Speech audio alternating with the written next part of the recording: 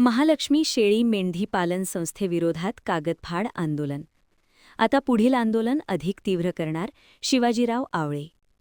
मिणचे येथे श्री महालक्ष्मी भटकी जमात शेळी मेंढी पालन व उत्पादक सहकारी संस्थाविरोधात सुरू असलेल्या बेमुदत धरणे आंदोलनाचा आज 8वा दिवस असून प्रशासनाच्या निष्क्रियतेच्या निषेधार्थ बंडखोर सेना पक्ष यांच्या वतीने जिल्हाधिकारी कार्यालयासमोर लक्षवेधी फसव्या आश्वासनांचे कागदफाड आंदोलन करण्यात आले. संस्थेतील कथित आर्थिक अनियमितता, पिग्मीधारक व ठेवीदारांचे अडकलेले पैसे तसेच कारवाईतील विलंब यामुळे संतप्त झालेल्या आंदोलकांनी खोटी आश्वासने, कारवाईचा विलंब, दखल नाही, पोकळ पत्रव्यवहार, वेळकाढूपणा असे मजकूर असलेले कागद माध्यमांसमोर फाडून निषेध नोंदविला. यावेळी बंडखोर सेनेचे संस्थापक अध्यक्ष शिवाजीराव आवळे यांनी स्पष्ट शब्दात सांगितले की 8 दिवस उलटूनही प्रशासनाकडून ठोस निर्णय होत नाही. आम्हाला केवळ कागदी आश्वासने नकोत, प्रत्यक्ष कृती हवी.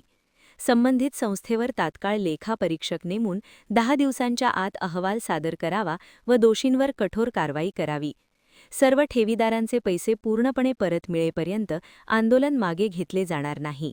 आंदोलनात कोल्हापूर जिल्हाध्यक्ष आलेश नांगरे, हातकणंगले तालुका अध्यक्ष सुरेश आवळे, हातकणंगले तालुका युवक अध्यक्ष अभिषेक भंडारे, वडगाव युवक शहर अध्यक्ष भालचंद्र दबडे, पन्हाळा तालुका युवक अध्यक्ष प्रवीण फाळके, बाबासो हेगडे तसेच पिग्मी एजंट ओम वागसे यांच्यासह फसवणूकग्रस्त नागरिक मोठ्या संख्येने सहभागी झाले होते.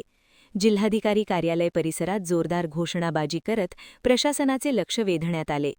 न्याय मिळेपर्यंत माघार नाही असा निर्धार व्यक्त करत तात्काळ लेखी आदेश व स्पष्ट भूमिका जाहीर न केल्यास पुढील टप्प्यात आंदोलन अधिक तीव्र करण्याचा इशारा बंडखोर सेनेच्या वतीने देण्यात आला आहे. महान कार्य न्यूजसाठी संतोष पाटील, इचलकरंजी.